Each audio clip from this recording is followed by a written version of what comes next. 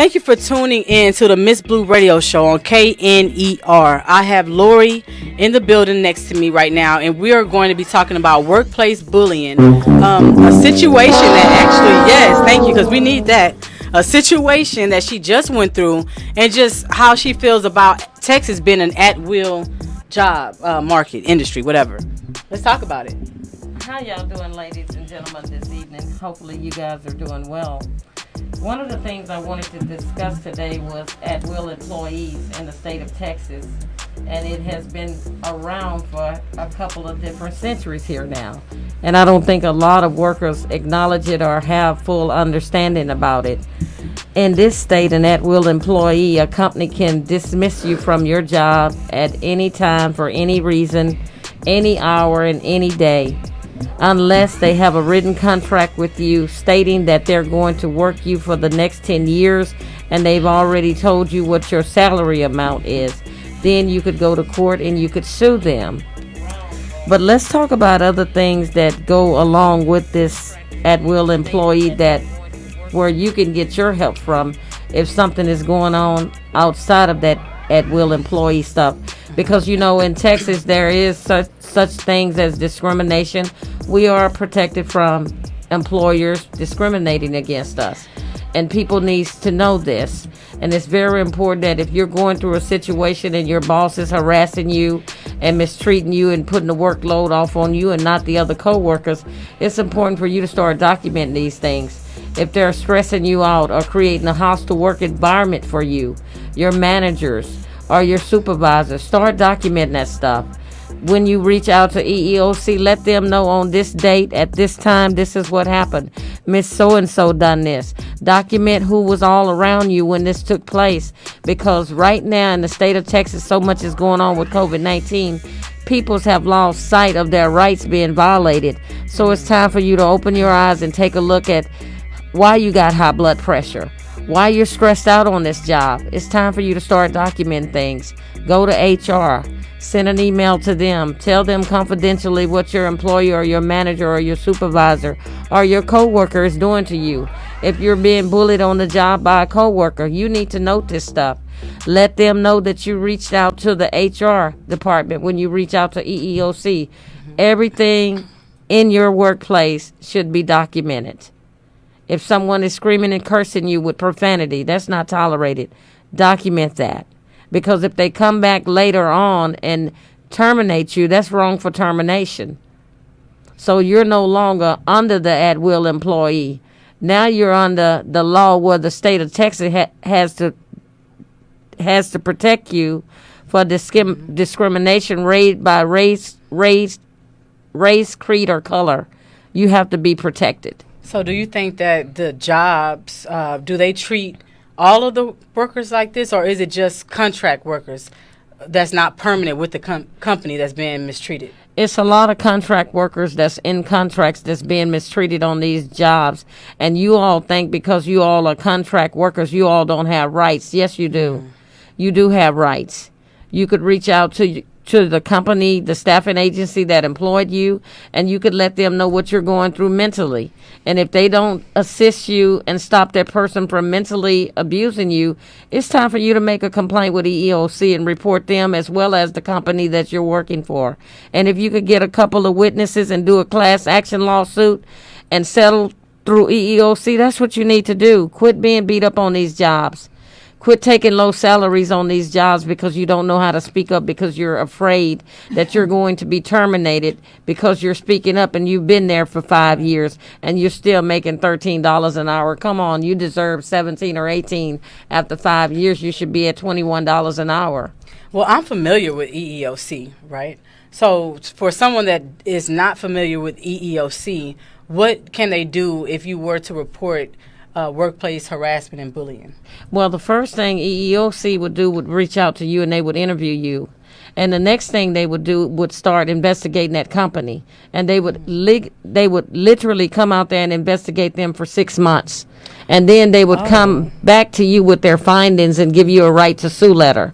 Once you get a right to sue letter, you could go get you an attorney and you could sue them in the state of Texas. And you have up to a year to sue them once you get that right to sue letter from EEOC.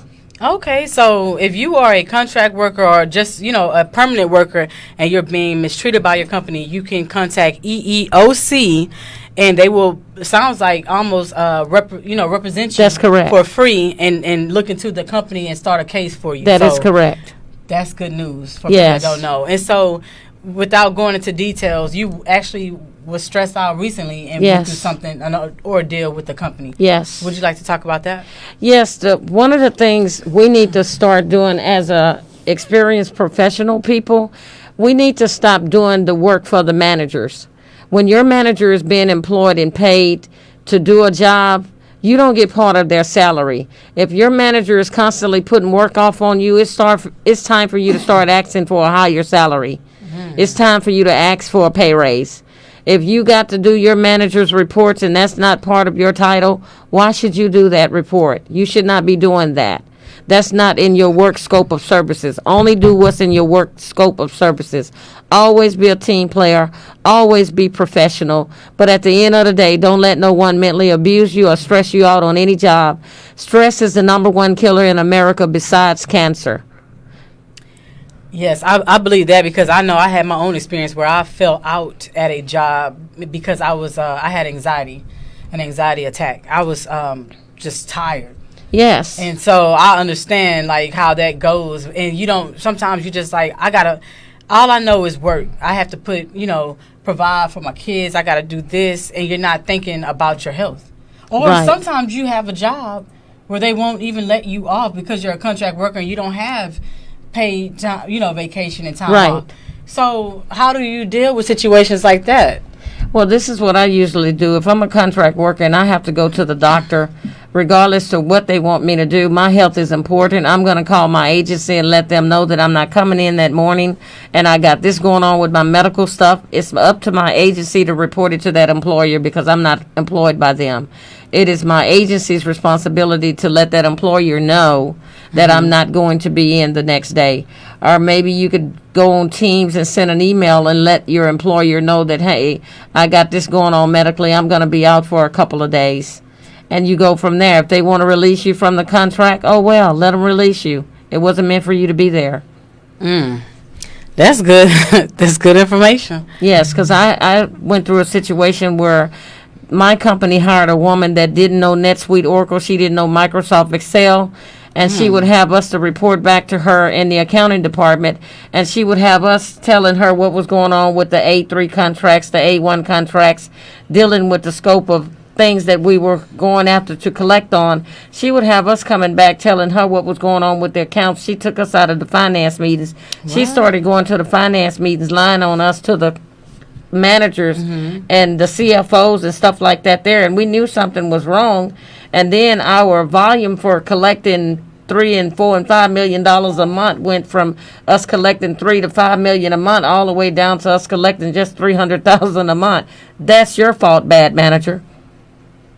Wow. So look for stuff like that. When you get to see in management mistreating you and pushing all their work off on you, it's time for you to speak up for yourself. So it sounds like documenting and reporting it is definitely something that's going to save you. Yes. Like I said, because I've been through that too, and I would document it. It's been times where they would come and I would have a notebook and like I would go back 5 months back and have a date on this date. That's correct. I was told to do this and this happened. So that's document EEOC is vital in contractors' lives. But what do you think should be done with as far as like politicians and government in Texas as far as being an at-will state? Well, that has been adopted all over pretty much the world, except for in Minnesota.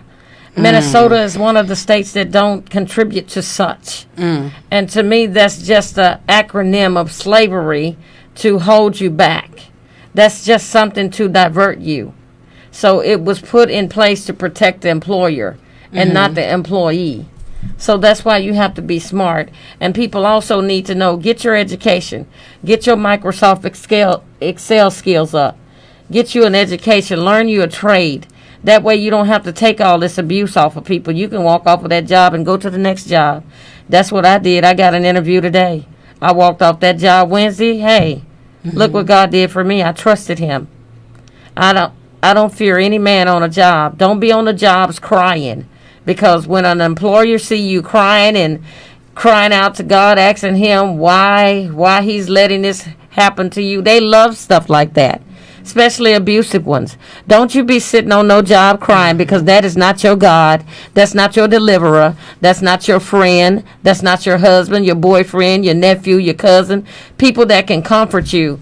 Go to someone that can comfort you about that situation and guide you in the right area where you need to be to get the resolution that you need, because you're going to need a resolution. And one is to speak up for yourself. Quit letting folks run over you.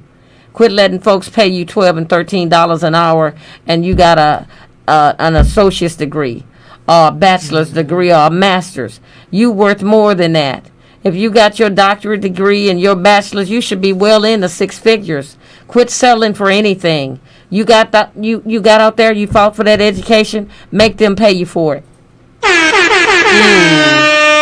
That was good food for thought. I mean, yeah, definitely, because we don't really talk about it, but it's definitely, I've said this 1,000 times, that it's a lot of workplace bullying. Yes. It just is. I've dealt with it, and I think sometimes they get angry that they can't scare you. Right. They want to make you fearful. They want to. And it's like, you're just like you are an adult, I am too. Right. And so we have to, there has to be a line of respect. Correct. Drawn, or it will be an issue. That's correct. HR issue. That's correct. I don't want people thinking issue like I had to, fix that. Right. But, And one more thing. Mm-hmm. If you're in a situation on a job and an employer come to you and pick a fight or an argument with you, do not curse them. Do not put your hands on them. Do not curse them. Because at the end of the day, you've been at that company for a year, 2 years, 6 months, they got to pay you unemployment. If you use one word of profanity or make a threat, there goes your benefits. So they are not worth it. You heard that. Be respectful and professional. Respectful. Well, thank you for telling your story. Again, I wanted people to kind of get, the ugly truth about. Yes. But also, what I like is we also gave a solution. Yes. So people don't feel like you're undefeated. You can defeat this. Yes. EEOC will protect you. Yes. They really will. I can attest to that. Yes, they will. You can attest to that as well. Yes, I can. So I just want to say thank you for everyone that tuned in. If you want to give your stories about workplace bullying, or if you need that information, let me know in the comments, because I will definitely share it with you guys. It has been a great show. I have kept my ear to the streets, y'all. We was a little bit, but it's all fun. It's all good, right? So every week, tune in to my show on KNER. Follow me on Miss Blue Radio Show _ on Instagram. Y'all know what it is. Miss Blue Radio Show. It's been real. Thank you, Miss Blue. And KNR. KNER. KNER.